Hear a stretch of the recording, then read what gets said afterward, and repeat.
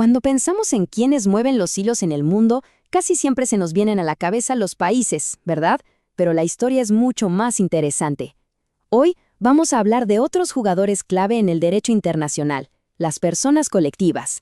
Entidades que, ojo, no son estados, pero tienen un poder que de verdad puede sorprender.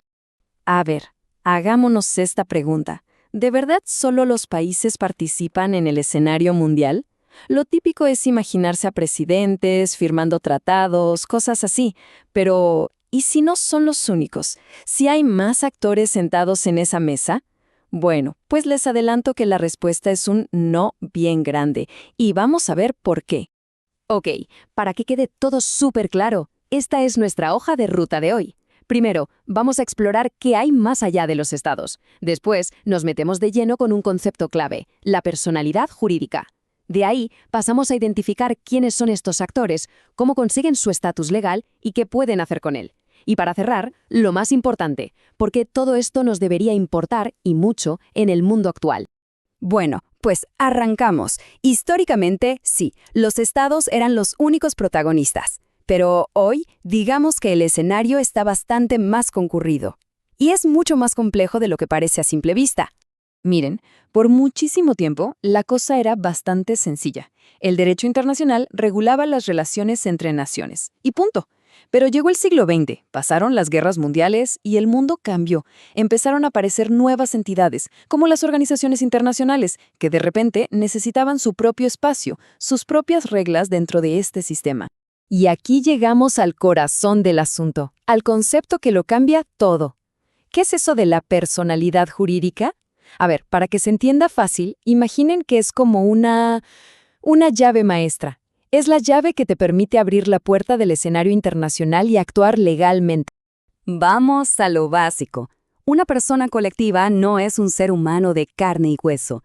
Es una entidad, un ente, que la ley reconoce y le dice, ok, tú existes para mí. Está formada por personas o por bienes, tiene un objetivo muy claro y legal, y lo más importante es eso, que el sistema jurídico le da su bendición para que pueda tener derechos y obligaciones. Ojo, porque aquí hay una diferencia súper importante. No es lo mismo tener personalidad jurídica dentro de un país, como la tiene, no sé, cualquier empresa para comprar y vender, que tener personalidad jurídica internacional. Esto último ya son palabras mayores. Significa que puedes jugar en las grandes ligas, firmar tratados, interactuar con los estados como un igual. Es otro nivel. Muy bien. Entonces, ¿de quiénes estamos hablando exactamente? Vamos a ponerles nombre y apellido a estos protagonistas que no son estados, pero que actúan en el plano internacional.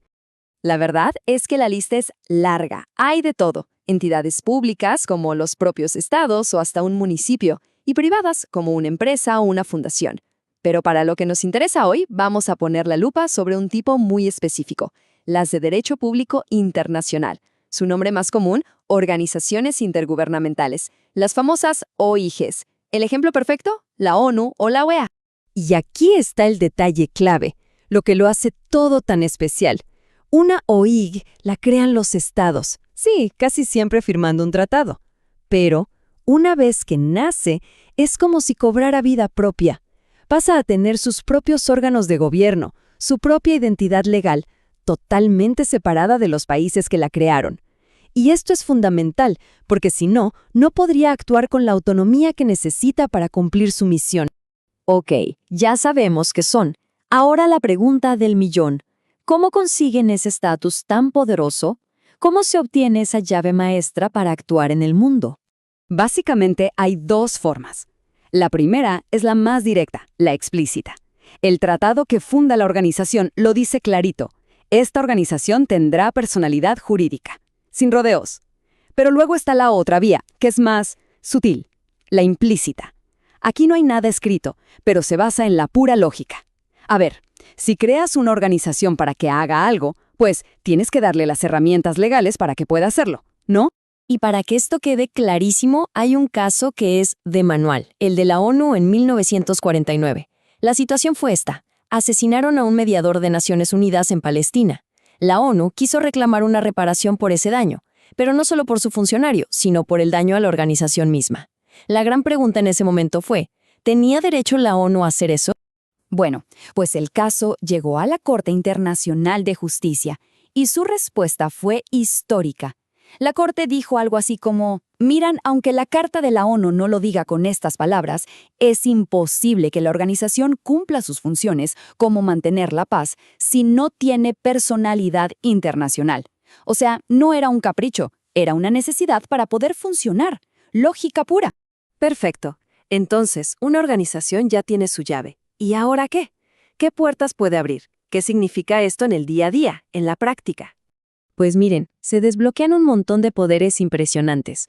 Primero, pueden firmar tratados, igualito que un Estado. Segundo, pueden tener relaciones diplomáticas, o sea, enviar y recibir representantes. Tercero, pueden hacer lo que hizo la ONU, presentar reclamaciones si sufren un daño. Además, pueden participar en la resolución de disputas. Y muy importante, tienen privilegios e inmunidades. Por ejemplo, sus sedes son inviolables. Ok, ya vimos el qué y el cómo. Pero ahora vamos a lo más importante, a la pregunta final. ¿Y todo esto por qué importa? ¿Por qué un concepto que suena tan técnico es en realidad crucial? Pues miren, en pocas palabras, es la estructura legal, el andamiaje que sostiene toda la cooperación mundial. Pensemos en los problemas gigantes que tenemos. El cambio climático, una pandemia, las reglas del comercio global. Ningún país puede con eso solo. Pues bien, la personalidad jurídica es lo que les da a estas organizaciones la independencia y el poder para coordinar a todo el mundo y buscar soluciones. Entonces, para recapitular, ¿cuál es el valor de todo esto? Primero, que permite que actuemos juntos de forma coordinada. Segundo, crea un sistema para que estas organizaciones también rindan cuentas. Tercero, hace más fácil crear normas para todos y resolver problemas en paz. Y por último, y quizá lo más interesante, les da voz a intereses que van más allá de las fronteras de un solo país. Y con esto llegamos al final de nuestro recorrido de hoy. Pero como siempre, nos vamos con una pregunta para pensar. El mundo no para de cambiar, y los desafíos son cada vez más enredados. Así que, ¿qué tal si nos preguntamos esto? ¿Será que en el futuro veremos a otro tipo de entidades pidiendo esta llave? ¿Quizás a una red de grandes ciudades del mundo o a gigantes tecnológicos? ¿Necesitarán personalidad jurídica internacional para resolver los problemas que vienen? Ahí queda la pregunta. Es una buena idea para darle vueltas.